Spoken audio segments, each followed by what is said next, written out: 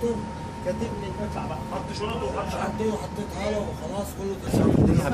عبد عبد العاطي ضابط اداري اول السفينه عايده 4. احكي لي عن الاجراءات اللي تم اتخاذها وترتيبها لحمل 250 مصري وعودتهم مره اخرى للديار المصريه. احنا الحمد لله اول ما جت لنا توجيهات من معالي السيد المهندس وزير النقل والسيد اللواء رئيس قطاع النقل البحري واشراف السيد اللواء رئيس بحري اركان حرب رئيس هيئه السلامه البحريه والسيد الدكتور رئيس الاكاديميه العربيه للعلوم والتكنولوجيا.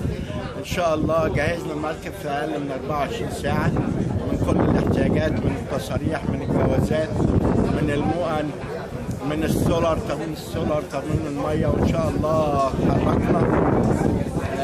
الرحله تستغرق قد ايه للوصول باذن الله من اسكندريه؟ احنا اتحركنا بثلاث الساعه 6 مساء من اسكندريه، وصلنا الجمعه الصبح من جرسيل بتونس، وهنتحرك ان شاء الله بعد الظهر او على المغرب، نوصل الثلاث الصبح ان شاء الله الساعه 8 الصبح، ونربطهم على رصيف المحطه.